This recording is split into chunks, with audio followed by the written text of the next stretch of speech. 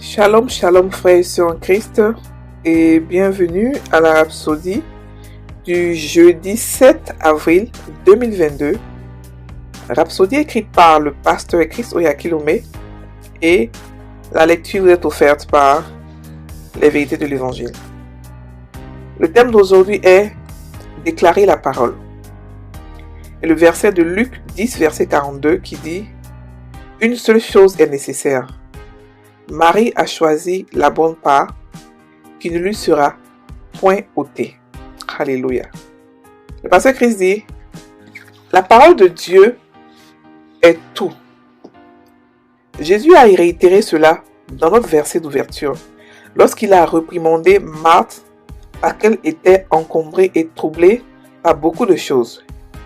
Il lui a dit qu'une seule chose est nécessaire, et c'est la parole de Dieu. Et sa sœur Marie y prêtait attention. Alléluia.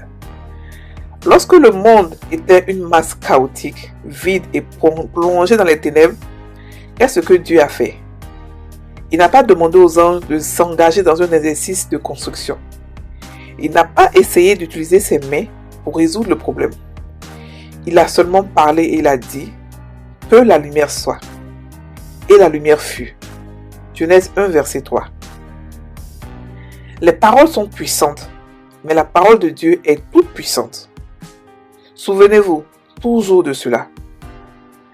Lorsque vous êtes né de nouveau, vous êtes né de la parole. 1 Pierre 1 verset 23 nous dit « Puisque vous avez été régénérés non par une semence corruptible, mais avec une semence incorruptible par la parole vivante et permanente de Dieu. » Fin du verset. Vous êtes la postérité de la parole, appelée à vivre par la parole, étant édifiés et continuant d'être édifiés par la parole. Vous demeurez dans la parole et la parole demeure en vous. Maintenant, Dieu dit, permettez à la même parole qui vous a amené à l'existence de couler de votre bouche. Lorsque nous disons déclarer des paroles, ce n'est pas n'importe quel type de parole que vous devez déclarer, mais la parole. Dans le règne de l'esprit, la parole est tout ce qui est nécessaire. Alors, ayez la parole dans votre esprit, qu'elle habite richement en vous. Colossiens 3 verset 1. Afin de pouvoir sortir de votre bouche la parole de Dieu dans votre bouche. C'est Dieu qui est en train de parler. Au fur et à mesure que vous regrandissez dans la parole, tout ce qui entre dans votre pensée, votre imagination, tout sont en concordance avec la parole. Ainsi vous découvrez que tout comme Jésus, votre vie est la manifestation et la révélation de la parole. Alléluia. Fin de la Rhapsodie. Ici, le pasteur nous explique quoi? Il nous encourage à déclarer la parole. Il nous explique que la parole de Dieu est tellement importante que Jésus a expliqué cela lorsque il est parti, à une occasion il est parti chez Marthe et chez Lazare et chez Marie. Et Marthe était dans la cuisine en train de préparer. Le maître ne lui a même pas demandé qu'il voulait qu'il prépare pour lui. Il est venu lui rendre visite. Elle a commencé à vouloir préparer, à vouloir faire ceci et tout ça. Et ça, c'est beaucoup de chrétiens. Nous sommes comme ça. Nous croyons que c'est pas les œuvres qu'on pourra plaire à Dieu. Nous disons que c'est en travaillant pour lui, pour faire des choses vraiment, tout le temps notre corps est en mouvement. Non, ici, il nous dit que le plus important, c'est la parole. Le plus important. Et c'est ce que Marie a fait. Marie est venue écouter le maître. Parce qu'elle était fascinée par les paroles du maître. Elle est venue écouter le maître. Et il lui a dit que tu t'affoles. Il a dit à Marthe que tu t'affoles pour rien, tu bouges pour rien. Ce qui est important, c'est ce que Marie a choisi. Donc la parole est importante pour tout. C'est vrai que la foi marche par la parole aussi, mais aussi par les actions. Mais avant tout ça, c'est la parole qui fait que les actions vont suivre. C'est quand on écoute la parole, c'est quand la parole est en nous que les actions suivent. Donc il a expliqué ici que Dieu a créé le monde par la parole. Rappelez-vous une chose. On est à l'image de Dieu. Et Dieu a créé le monde il a créé le monde des ténèbres. Il a créé le monde des ténèbres. Il n'a pas créé le monde de quelque chose qui était là, joli, puis il a remodelé. Non, il a fait sortir la lumière hors des ténèbres. Donc, il n'a pas regardé aux ténèbres, il n'a pas regardé aux difficultés, il a regardé plutôt à ce qu'il pouvait faire sortir. Donc, quand vous avez des difficultés ou des challenges, sachez que pensez positivement, pensez solution. Ne pensez pas vous plaindre. Parce que lorsque vous plaignez, vous durez dans les problèmes. Et Dieu déteste ceux qui se plaignent. On a vu comment est-ce que le désert a été créé, comment est-ce que les Israéliens ont duré dans le désert par ceux qui se plaignaient. Donc, lorsqu'il y a une situation, on doit plutôt chercher la solution. Et nous sommes en tant que chrétiens des apporteurs de solutions.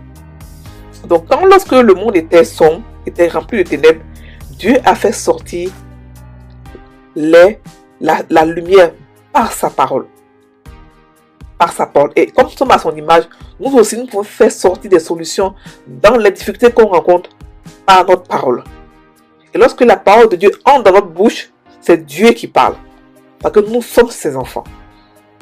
Alléluia. Donc ici, il nous explique aussi que nous sommes nés de la parole. Et quand on est né de quelque chose, on est des enfants de la parole. Donc nous aussi, quand nous parlons, notre parole est puissante. Un être humain qui n'est même pas chrétien, sa parole est extrêmement puissante.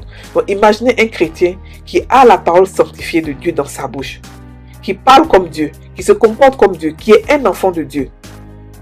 Le pasteur explique ici que la parole de Dieu, elle est toute puissante. Donc nous aussi qui la mettons dans notre bouche, la parole de Dieu dans notre bouche devient aussi toute puissante. Et elle fait ce qu'elle demande de faire, ce qu'on lui demande de faire. Alléluia.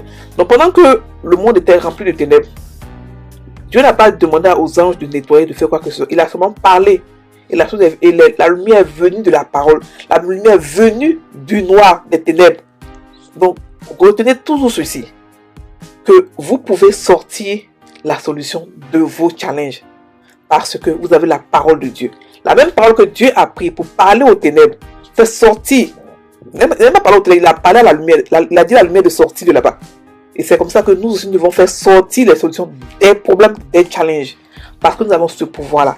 Et nous avons avec nous une âme qui est la parole de Dieu. Beaucoup de chrétiens cherchent à jeûner, à prier, à faire des choses, à prier pendant des heures. Mais il y a des courts chemins. La parole de Dieu est un des courts chemins. La parole de Dieu dans notre bouche est extrêmement puissante. Extrêmement puissante. Elle fait ce qu'elle doit faire. Et la parole de Dieu, la Bible dit que la parole de Dieu ne repart pas à lui sans avoir fait de l'effet. Et c'est pareil pour nous.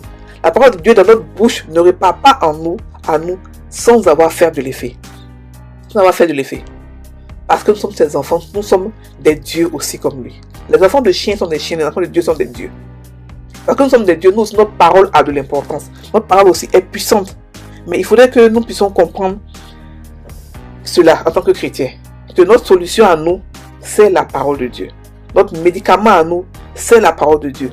Les chrétiens, arrêtez d'être malades, arrêtez de souffrir, arrêtez de... La parole de Dieu, la solution est devant vous. Elle est dans votre Bible, ouvrez-la, étudiez la parole de Dieu, méditez-la, faites-la sortir, déclarez-la de votre bouche, déclarez le réma de la parole de Dieu pour que les situations puissent changer dans votre vie. Vous avez le pouvoir en vous. On a été équipés pour pouvoir changer notre vie, pour pouvoir retracer, redessiner notre vie. C'est ce pouvoir que nous avons en tant que chrétiens.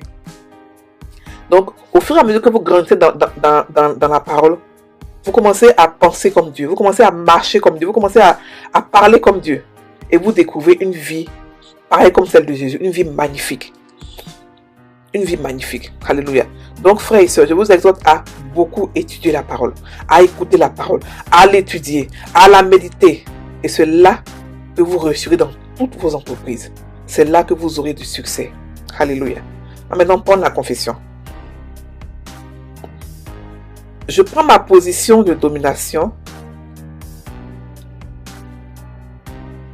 et je règne au nom de Jésus sur les circonstances à travers des paroles. Je refuse de succomber au vent contraire, mais je ne prononce que des paroles convenables. Et j'orchestre ainsi des changements dans ma famille